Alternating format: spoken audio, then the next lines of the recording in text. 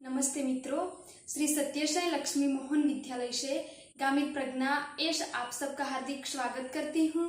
बच्चों, आज हम 9वीं कक्षा में प्रथम सेमेस्टर के चैप्टर नंबर 1 जिसका नाम है आराधना, और आराधना काव्य का कवि है वसंत बापट और साहित्य प्रकार है प्रार्थना गीत। तो बच्चों, आज हम इस आराधना काव्य को समझेंगे। बच्चों, आज हम हिंदी विषय में प्रथम सेमेस्टर के प्रथम चैप्टर जिसका नाम है आराधना, जो एक काव्य है जिसका लेखक है वसंत बापट।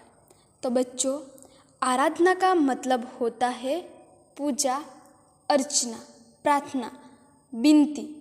तो हम सभी लोग भी कुछ अच्छा काम करने से पहले ईश्वर से क्या करते हैं? प्रार्थना करते हैं। तो आराधना का मतलब यही है। तो बच्चों, अब हम कवि वसंत बापट के परिचय को देखते हैं। वसंत बापट का जन्म सन 1922 और उनका निधन 2002 में हुआ था। श्री वसंत बापट ख्यातनाम कवि है। आपका जन्म महाराष्ट्र के सतारा जिले के कराड नामक गांव में हुआ था। पुणे आपकी कर्मभूमि है। राष्ट्र सेवा दल में आप अग्रणी रहे हैं। व्यवसाय के प्राध्यापक रहे। आपके काव्य में राष्ट्रभक्ति, समाज जागरण एवं मानवीय संवेदनाएं व्यक्त हुई है। बिजली, सकीना, अकरावी, ग्यारही, तेजसी आपकी रचनाएं है।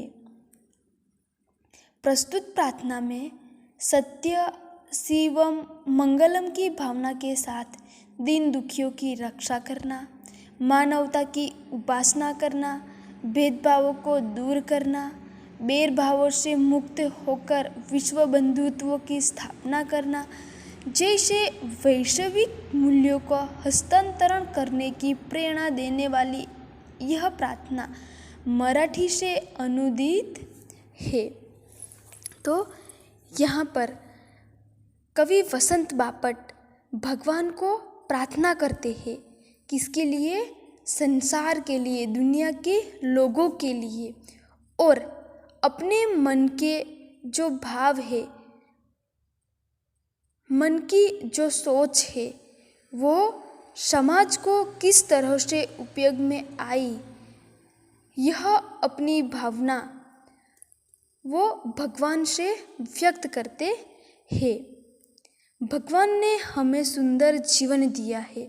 इस जीवन का उपयोग हम समाज के लिए, दीन दुखियों के लिए और ज़रूरतमंदों के लिए किस तरह उपयोग में ला सके, यह बात यहाँ पर कवि बताते हैं।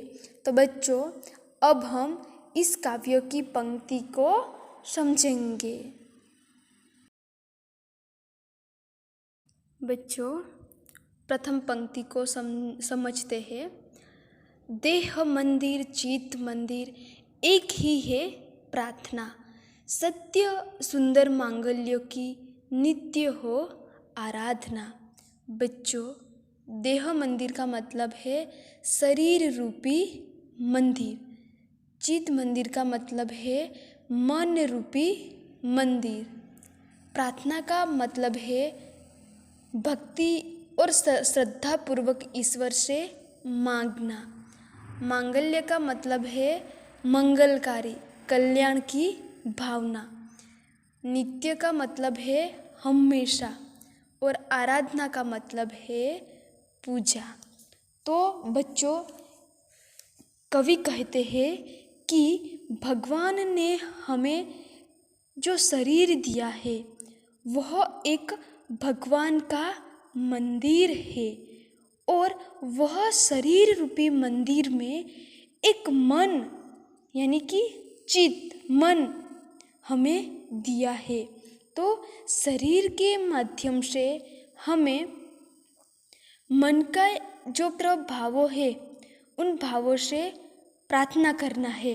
तो कवि कहते हैं कि मेरी यही प्रार्थना है कि शरीर और मन से सत्य, शिव और सुंदर की आराधना हो और इस दुनिया में रहने वाले सभी लोग सच्चाई के मार्ग पर चले, उनके मन में सुंदर विचार आए और सब एक दूसरे के हित के बारे में सोचे।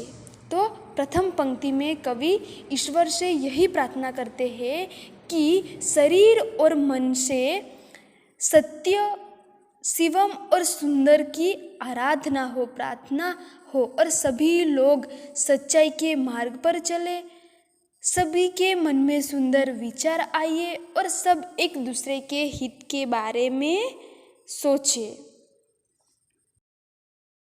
बच्चों, दूसरी पंक्ति है, दुखियारों का दुख जाए है यही मन कामना, वेदना को परख पाने जगाए संवेदना, दुर्बलों के रक्षणार्थ पौरुष की साधना।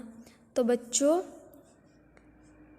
वेदना का मतलब है पीड़ा, परखना का मतलब है पहचानना, संवेदना का मतलब है सहानुभूति और दुर्बल का मतलब है कमजोर, रक्षणार्थ का मतलब है रक्षा के लिए।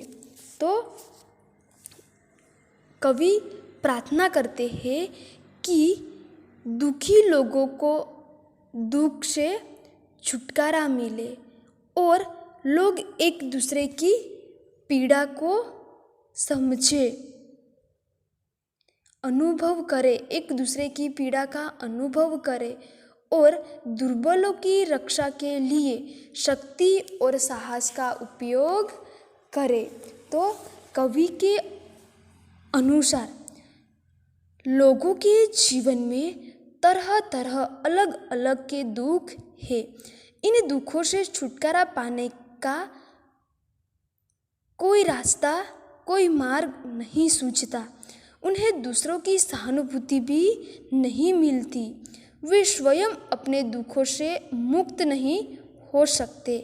ऐसे उपेक्षित और असहाय लोगों के दुख दूर होने चाहिए, ऐसी कवि की प्रार्थना है।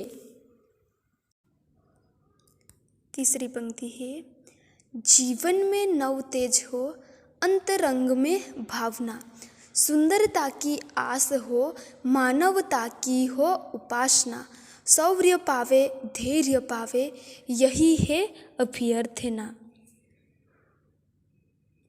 बच्चों, नवतेज का मतलब है नई चमक, अंतरंग का मतलब है अंतःकरण, हृदय, आस का मतलब है आशा,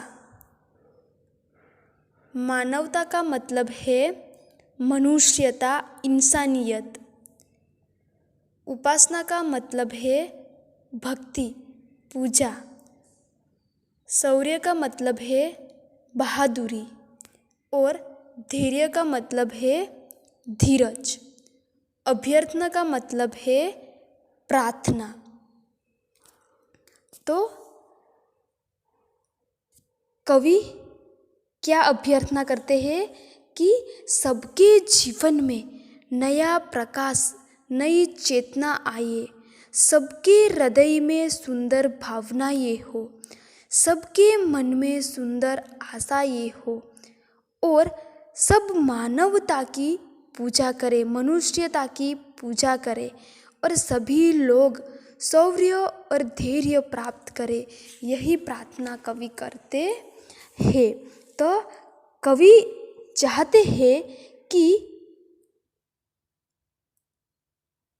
मनुष्य के जीवन में क्या आए, नया प्रकाश आए, वह नई चेतना का अनुभव करे, उसके हृदय में सुंदर और नए विचार आए, उसकी सभी आशाएं पूरी हो, वह मनुष्यता की पूजा करे और सभी लोग धीरज, शौर्य यानी कि बहादुरी और धीरज प्राप्त करे, ऐसी अभ्यर्थना कवि चाहते हैं। चौथी पंक्ति है, भेद सभी अस्त होवे, वैर और वासना, मानवों की एकता की पूर्ण हो कल्पना, मुक्त हम चाहे एक ही बंधुता की कामना। बच्चों, यहाँ पर शब्दार्थ है, अस्त का मतलब है नष्ट, समाप्त, वैर का मतलब है दुश्मनी, वासना का मतलब है इच्छा, मुक्त का मतलब है आज़ाद, बंधुता का मतलब है भाईचारा और कामना का मतलब है इच्छा। तो इस पंक्ति में कवि की इच्छा है कि मनुष्य के बीच के सारे जो भेदभाव है वो समाप्त हो जाए। कैसे भेदभाव? तो मनुष्य के बीच में, इस दुनिया में ऊंच नीच, जाति पाति, अमीर और गरीब आदि कई भेदभाव है। इन भेदभावों के कारण क्या होता है? मानव समाज में ईर्ष्या, द्वेष और संघर्ष पैदा हो जाता है और उनके कारण मानव एकता में बाधाएं आती है।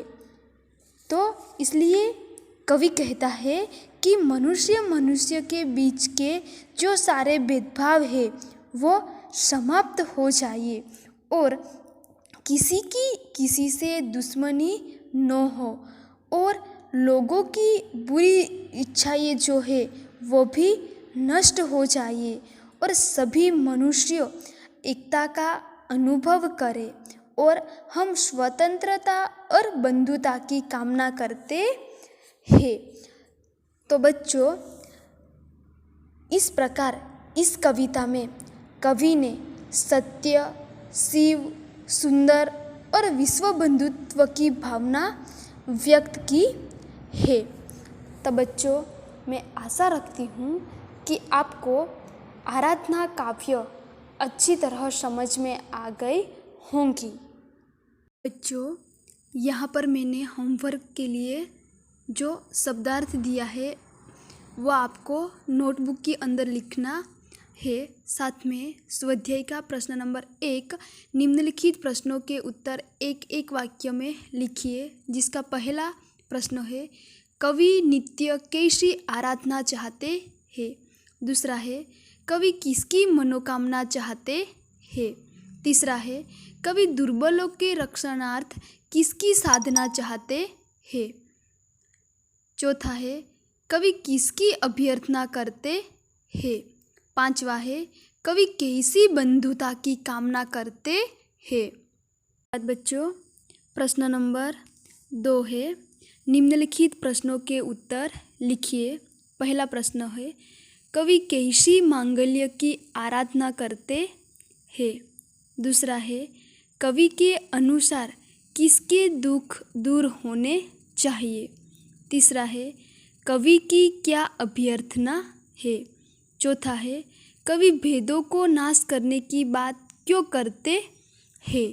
तो बच्चों, आपको होमवर्क में शब्दार्थ और प्रश्नों 1 और प्रश्नों 2 का उत्तर नोटबुक के अंदर लिखकर भेजना है।